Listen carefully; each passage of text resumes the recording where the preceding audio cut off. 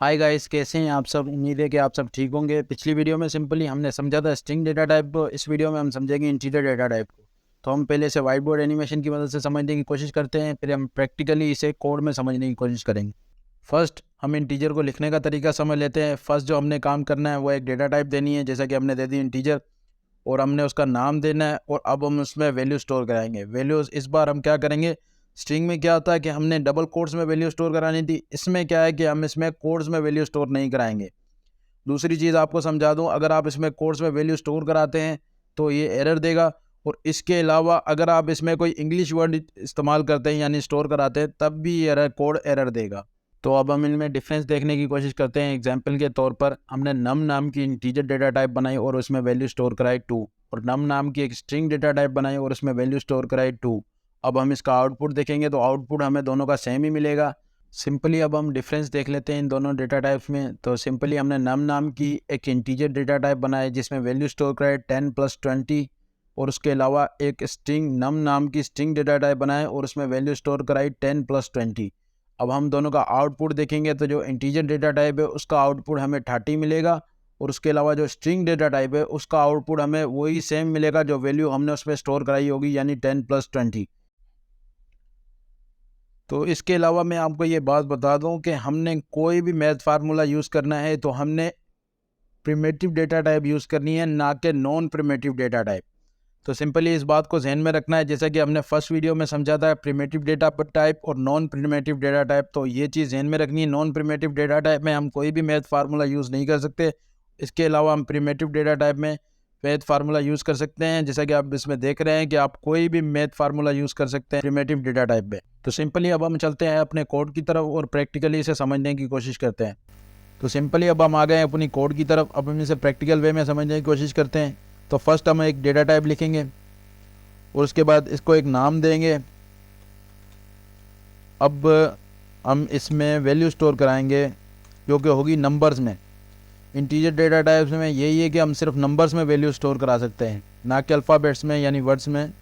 तो सिंपली अब हम इसमें नंबर्स में वैल्यू स्टोर कराएंगे। मीन्स के हमने स्टोर कराई 10, और अब हम सिंपली इसे प्रिंट करने की कोशिश करेंगे। तो सिंपली हम प्रिंट कमांड लिखेंगे और उसमें लिखेंगे नम। तो जैसे ही हम इस कोड को रन करेंगे तो सिंपली ये वैल्यू प्रिंट हो जाएगी।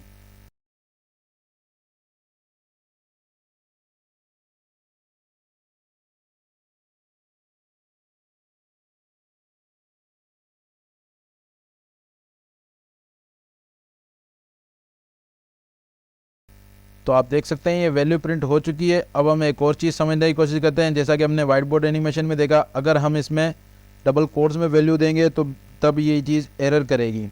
तो आप देख सकते हैं जैसे डबल कोट्स में एरर वैल्यू दी तो ये पहले ही रेड हो चुका है और ये एरर आ चुका है। तो जैसे ही हम कोड को रन करेंगे तो इस बार ये कोड रन नहीं होगा और एरर देगा। तो आप देख सकते हैं एरर आ चुका है।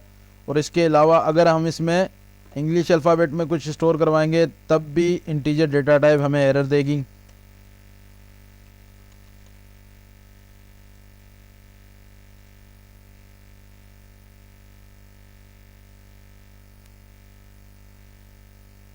तो सिंपली आप देख सकते हैं कि ये फिर एरर आ चुका है, क्योंकि हमने इंग्लिश अल्फ़ाबेट में कोई वैल्यू स्टोर नहीं करा सकते इंटीजर में। तो जैसे हमने स्टोर करवाई तो आप देख सकते हैं कि ये एरर आ चुका है।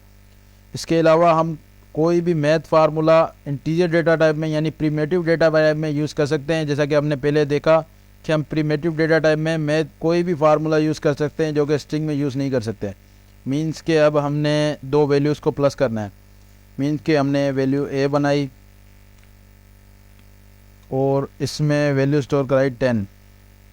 इसके अलावा हमने एक और इंटीजर बनाया बी नाम से और इसमें वैल्यू स्टोर कराई 20।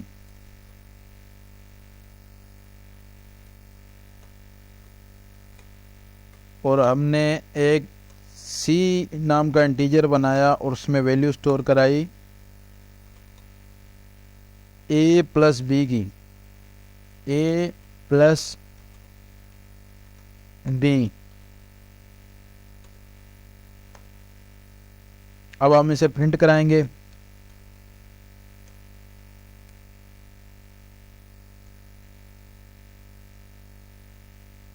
तो सिंपली इसी चीज़ को भी हमने गौर करना है कि हमने अब प्रिंट कराना है सी को, कि हमने इन दोनों वैल्यूज़ को जो प्लस किया है वो सी में किया है। अब हम सी वैल्यू को प्रिंट कराएंगे जैसे ही, तो ये वैल्यू हमारी आंसर हमारे पास जो आउटपुट हमारे पास आएगा उसे देख लेते हैं।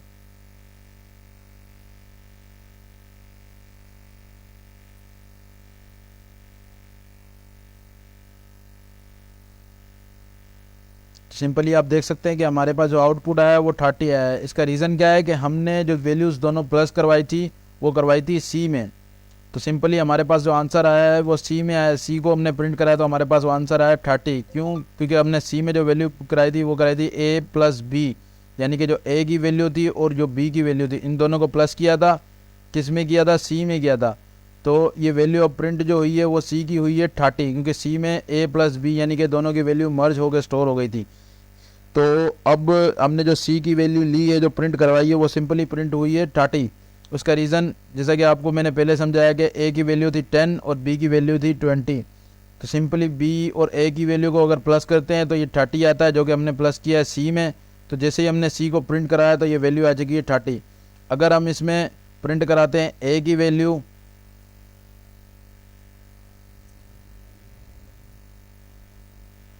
तो जैसे ही अब हम कोड को रन करेंगे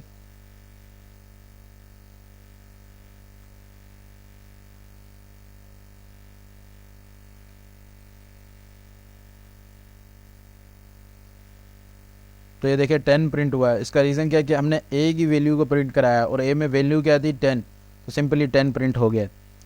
तो आई होप इसको समझ गए होंगे। तो आगे मैं आपको एक और चीज़ समझा दूं कि आप मिसाल के तौर पर हमने इधर प्लस करवाया था, अगर हम इसमें अब माइनस करते हैं तो सिंपली अब हम इसमें आंसर देखते हैं और प्रिंट करवाते हैं सी की वैल्यू को।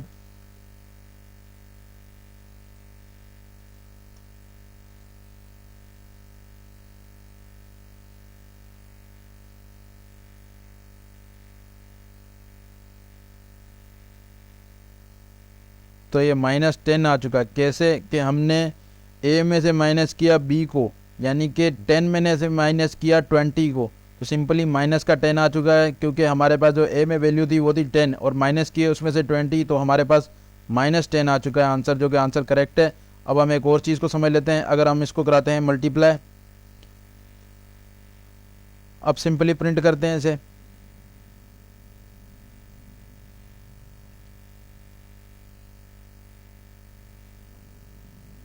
तो आप देख सकते हैं 200 आ चुका है। अगर हम 20 को 10 टाइम काउंट करते हैं, यानी कि 10 से मल्टीप्लाई करते हैं, तो आप कैलकुलेटर पे भी चेक कर सकते हैं कि हमारे पास आंसर आएगा 200। आई होप कि आप इस चीज़ को समझे होंगे। तो आने वाली वीडियो में आपको फ्लोट डेटा टाइप के बारे में समझाऊंगा। तो मिलते हैं अपनी नेक्स्ट वीडियो में।